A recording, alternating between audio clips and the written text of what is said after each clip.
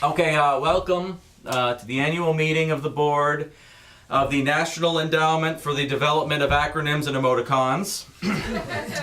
Kind of a mouthful, huh? To think of some way to shorten that. As you are no doubt aware, there have been some rather vocal detractors in the media and certain sectors of the government questioning the need for a National Endowment for the Development of Acronyms and Emoticons, and indeed gainsaying the wisdom of spending $2.6 billion annually on the research, design, and implementation of abbreviations and arrangements of characters and punctuation in order to make it easier for people to communicate via social networking media, texting, and flashcards in the less technically advanced areas of the country. I think it is of manifest importance that we combat this viewpoint. The work we are engaged in here at the National Endowment for the Development of Acronyms and Emoticons has and will continue to enrich the fabric of our society in myriad, if not numerous, ways. A study released earlier this month by the Obsessive Compulsive Study Releasing Foundation has clearly shown that the work of the National Endowment for the Development of Acronyms and Emoticons has saved the average American a full 4 minutes and 14 seconds of their valuable, nay valuable, time.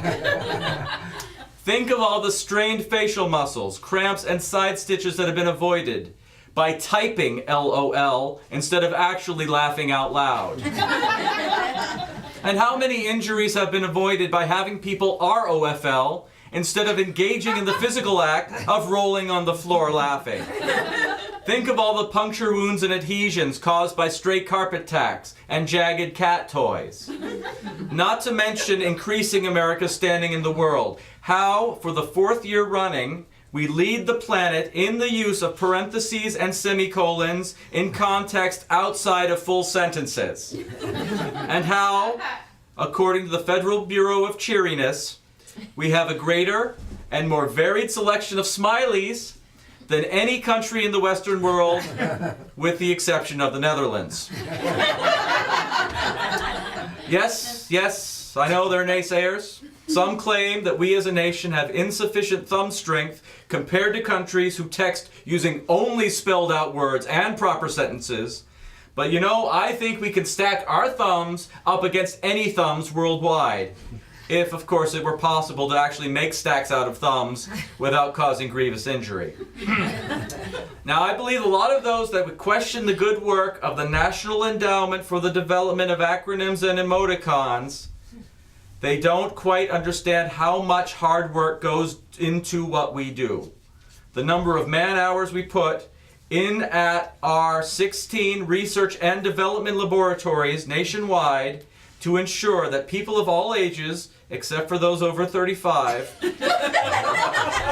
are never at a loss for the initial letters of words strung together. Now, sometimes we're even known for working from the top down, as it were. Case in point, a few years ago, our 36-member Acronym Development Committee in Fond du Lac, Wisconsin, came up with an inspired and resonant 3-letter combination. WTF. Now, we spent over 7% of that year's budget working tirelessly to determine exactly what those 3 letters should stand for. Where's the fish? Why tell Frank? Whither the French? Want those fries? Incidentally, I rather prefer that last one, as it would have been a great boon to shy people in restaurants. Now, all of these were tried out across the country in various regional test markets until we have settled on the eventual phrase, which is, well, that's just rude. And I have to take this up with somebody. Well, make no mistake. 2010 was a banner year for the National Endowment for the Development of Acronyms and Emoticons, but 2011 promises, if anything, to be an even larger banner. It is my pleasure at this time to present to you our 4 newest emoticons to be rolled out over the next 6 months via television and radio advertising at the expense of only $750 million of the National Endowment for the Development of Acronyms and Emoticons semi-annual grant. First one, my Bell's palsy is acting up again.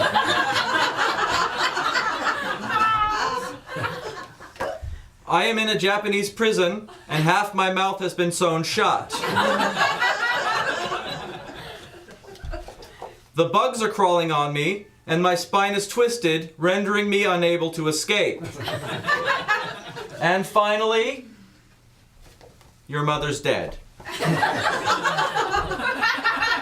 Now, I was hoping as well to present to you a series of fresh and exciting new acronyms, but unfortunately, due to an accident at our plant in Flint, Michigan, where a shipment of vowels spilled into the factory floor, incapacitating several workers, I am only prepared this afternoon to present one which I think you will agree will soon be sweeping the nation like a nation-sized broom. I am functionally illiterate. With that, I want to thank you for your valuable time, and on behalf of the National Endowment for the Development of Acronyms and Emoticons, I say to you, TTFN, which of course stands for Take the Fifth Now, which I advise any of you to do should you get called to testify before the upcoming Senate Subcommittee on Waste of Valuable Federal Funding. Thank you.